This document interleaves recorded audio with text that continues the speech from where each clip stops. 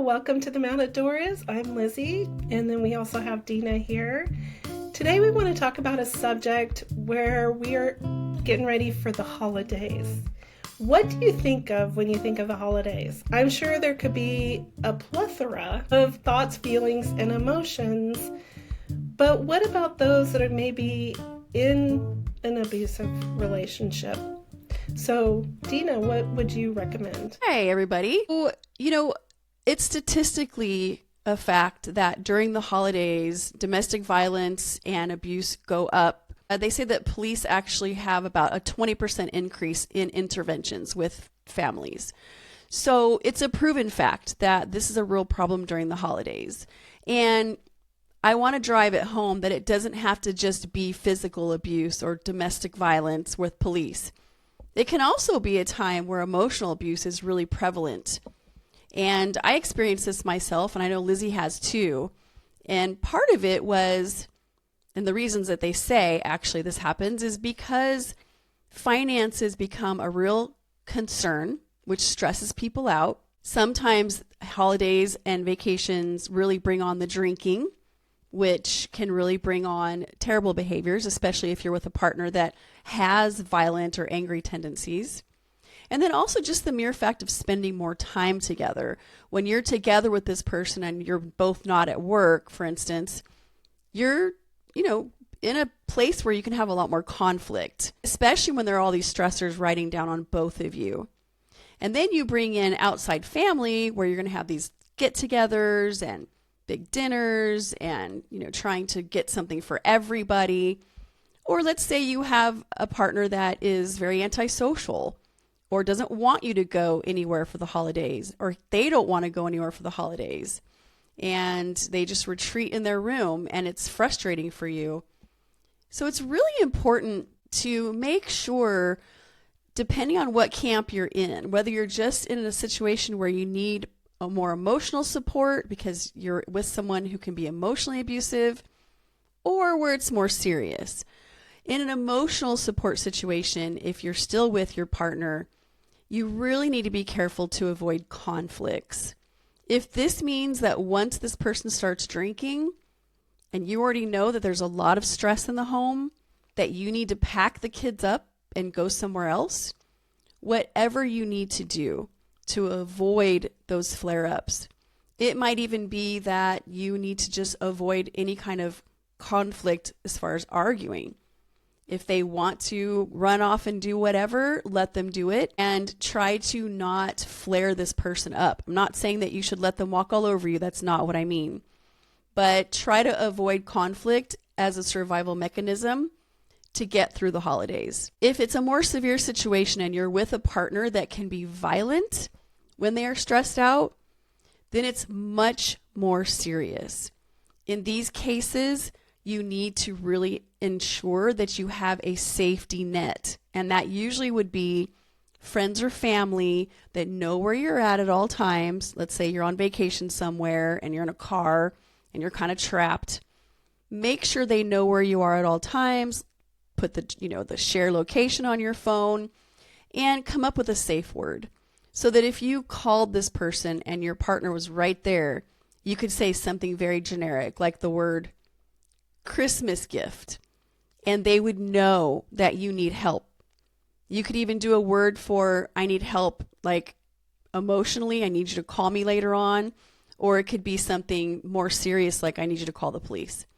So ensuring your emotional safety and your physical safety and the safety of your children should be top priority, especially during these times. Also, if anything feels off, if this person is drunk and raging and they're starting to throw things or they're starting to do things that they're not hitting you, they're not hitting the kids, but they're throwing things toward them, they're threatening to take away your keys, please make sure that you have yourself a plan for those situations. And if anything feels off, listen to your gut. If you're separated and this person wants to meet you alone, don't do it.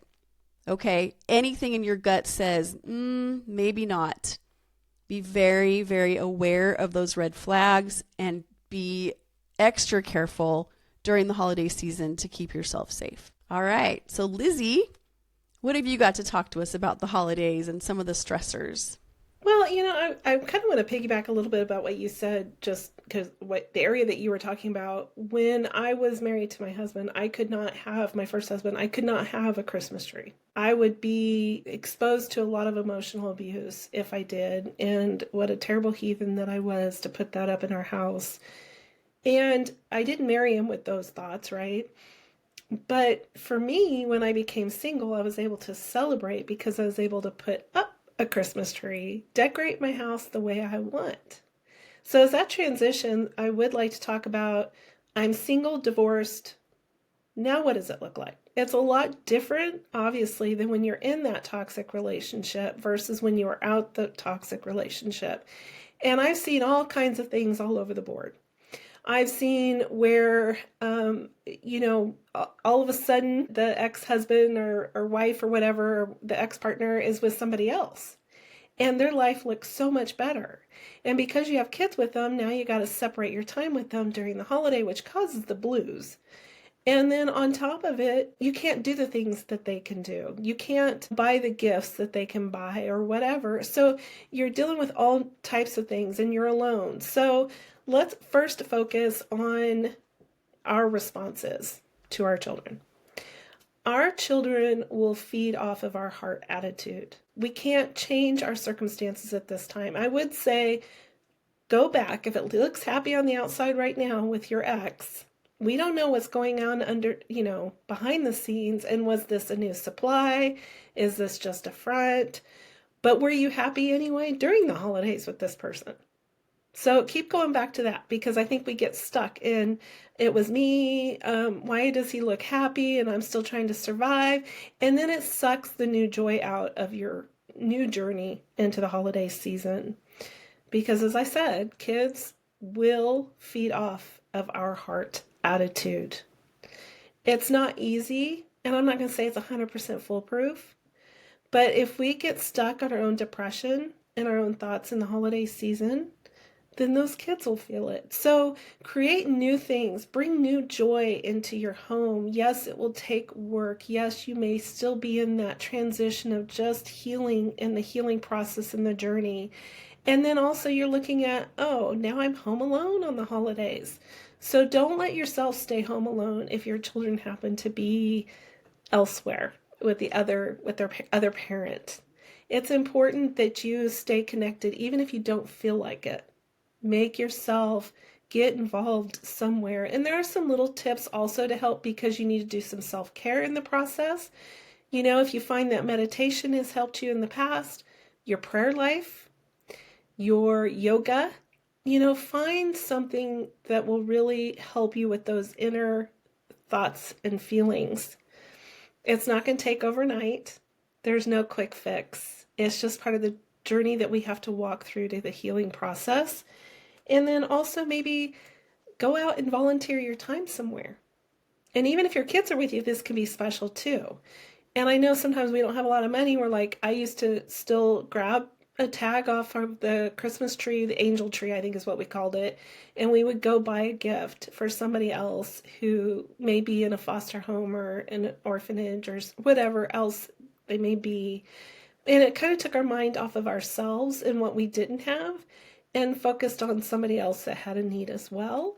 Or serving in the kitchens this time of year, in the holiday season, they could always use help. It's just finding that place that you could feel the most comfortable. And it does feel uncomfortable to do something new and different, especially if you don't know people.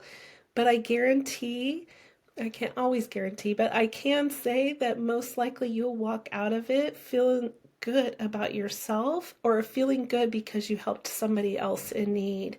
It does kind of feed that soul of ours. It kind of pours love into someone else. And I also think it takes your eyes and your heart attitude off of your own pain and suffering, and you're putting it onto others, which is what it's all about, right? And it's not an easy season. We get it. And there's finances, don't try to go in debt buying Christmas gifts for your children. Even if you're trying to compete with your ex, don't try to compete.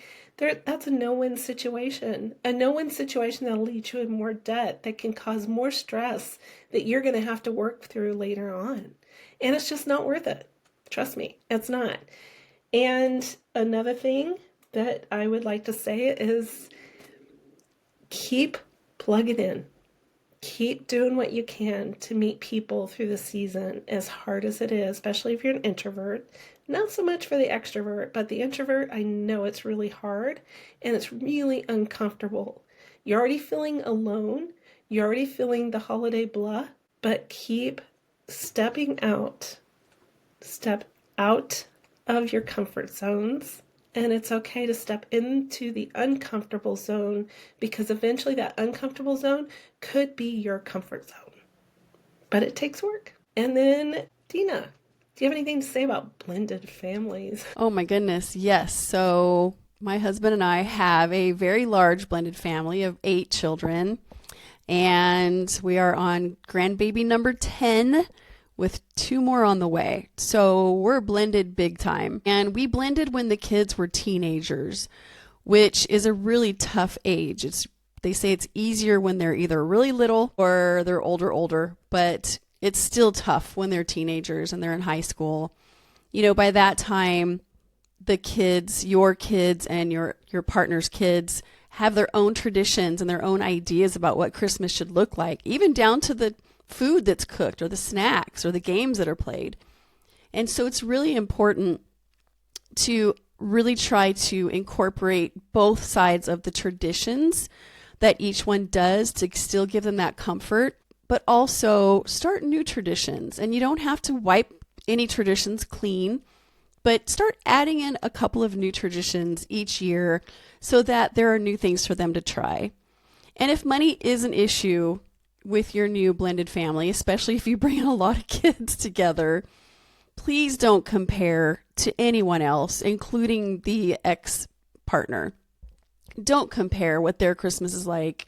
Like Lizzie said, going into debt is just going to create another problem for you to face and more stress. Your kids are going to remember the family togetherness, the laughter, the joy. Make sure you create opportunities for laughter and joy. Play games, have little contests, decorate cookies, hand out gift cards for the person that does the best decoration, first, second, third place. Have teams. If you have warmer weather, do little outside races or play frisbee. If it's cold weather, go take them out to throw snowballs. Those are the things that they will remember till the day they die. They probably won't even remember that mom or dad was the one that got them that PS5. They're probably not going to remember that. Listen, it's so important to not compare. It is so important to really make those new traditions. And it's also important to remember that most blended families, it is not an easy feat to blend. They say it takes about 7 years to fully blend a family. So expect a lot of tantrums, expect a lot of upset, expect that this one wants to go be with mom because they feel guilty. This one wants to go be with dad because they feel guilty. Expect a lot of chaos, you guys. But as you go and you put down boundaries, you know that this is going to be our family time, and then you can go be with mom or dad. And if you don't want to spend time with us, you don't have to, but make it so irresistibly fun, which is what we did the first year, that they don't want to miss out. That's the best you can do.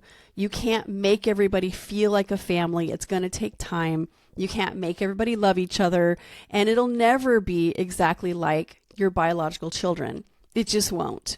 It can be close, and it can be wonderful, but give them the space and time to enjoy their biological other parent as well, and make sure you never cut that person down, that other parent. It's so important that these kids feel secure and safe in both homes as much as possible. And that's going to be the best holiday you could possibly give your children and your stepchildren. Being kind to one another, being kind to the ex, and creating just a beautiful, safe, peaceful, kind home. way more important and the best gift you can possibly give. And another thing I think I would like to piggyback on that, and it would also go with, okay, now you're single and they're going to a different home. And that is when your children come home and they had a good time, don't make them feel guilty for having a good time. Good point. In their new situation. It's going to hurt. It's going to feel uncomfortable. There's going to be pain involved. Maybe feeling like they're not, loyal to you. It's not that at all. And that's our emotional input into what we want our children to feel. I think that we do such a disservice when we want our children to come home and say, man, I had such a horrible time. That's not fair. That's not fair to the children. Yeah. They're in this situation. Don't do anything that they come out as the victims in the end, or that we make them feel guilt or shame because they enjoyed that, because you could end up destroying a good relationship with your children as well, because then they're saying you're just angry and bitter all the time, and I don't want to be around that as they get older. And then you lose so much more in lost memories, lost time that you will never get back. None of us can change the yesterday. We can only work on the todays. That's an excellent point. Right. And that's the thing, is that, remember, these are your kids that are in the middle. They didn't choose this. They're in the middle of it, and it's hard enough as it is. But now if it's, there's bitterness and there's strife, and you're going to feel jealous. It's completely normal. You never had to share your children before. And probably if your kid tells you they don't like their new step, parent, that's probably going to make you kind of happy inside. Probably do a little happy dance. But we shouldn't. Because what you really want ultimately is that your children are happy. And even if they are happy over there when they have that time, it's so much better than having them to be abused. That happens all too often. And it's a really difficult thing to prove, and it's a really difficult thing to get your child removed from that environment. So if they're happy and they enjoy and they feel safe over there, just give them the very same thing at your home, and make sure you don't make it about you. It's hard to do. Believe me, I'm guilty. I understand how it feels. When you have to share your kids, it's a whole different world, and it's very strange. And especially if you're sharing them with a stranger, that your ex started hanging out with. Not a fun thing. But just remember, like Lizzie said, make it a peaceful, kind, wonderful home, and just pretend. Fake it till you make it. Just pretend you're so happy and you're so thrilled that they had a great Christmas over there, or great holiday, or great vacation. And again, even if they went to Disneyland and you took your kids out to play snowballs, trust me, they could have just as much fun and just some of the best memories ever. Don't compare, because as soon as you compare, your peace will walk right out the door. Don't do it. It's a trap. And a good thing to think about as well is you could be that step parent. And how would you want those kids to go home and be received at their other home? There's a lot that goes on with these blending families, broken homes, holidays. And we just want to encourage people to find the simple joys of the season, because they're here. And we know that for some it comes with a lot of pain. And just know that this is just a journey. This is just a season. As my therapist said it, because I went through a huge depression when I left Rex right before the holidays, she was like, it's just 24 hours. That's all it is. Just 20. And I had planned on spending Christmas alone. I didn't want to be around my children. I didn't want to be around anybody. My grief was so big. And I hurt my kids through that. They're like, no, you're going to come spend Christmas with us. I didn't give out one single gift. I didn't have any money, but I did have a really good time. I found the joy in it, and we laughed a lot. We enjoyed good food. I got to hold my grandson. So if you don't have money, it's okay. Just don't isolate yourself from people who want you there, because they need you there as much as you need to be there. Wow. Exactly. And seasons change. You will not live in this season forever. Even if you have a blended family and there's complete chaos with, your ex-husband's new person, or there's complete chaos with both sides, it's a season. Kids will grow up. You'll have the house to yourselves. And then the grandkids will know you as grandma and grandpa. They'll have no idea who was the step parent, who was the biological parent, and they won't even care. And that is the best season ever because you're just grandma and grandpa. So do the best you can to keep those relationships intact. And later on, when you're grandma and grandpa and those babies adore you, it's all going to pay off. That gave me chills. That was so sweet. You know, if any of you do something different this season, you created a new tradition, or you found something that helped you through your first holiday as a separated person, divorced, separated, whatever that is, and you found yourself in your first time having your kids maybe just there for Christmas Eve. If you found something that helped you through it, please share. Please either email it to us, put it on one of our Facebook pages, however you want to express it, because we would love to share it with others so that way they know, maybe have a new idea they wouldn't have thought of before. Or if this year you tried something different, share it with us, and we would love to share it with others because we want to celebrate with you too. We want to enjoy this journey with you because we know you are making a new normal for your life and for those that you love. And we know this is a tough subject, but we felt like it was one that we really, really wanted to approach. But know that you are not alone. Know that we love you guys very deeply. We appreciate you, your time, your energy, and just your thoughtful words and encouragement along the way. So thank you. Thank you. And have a wonderful and joyous holiday season. Amen.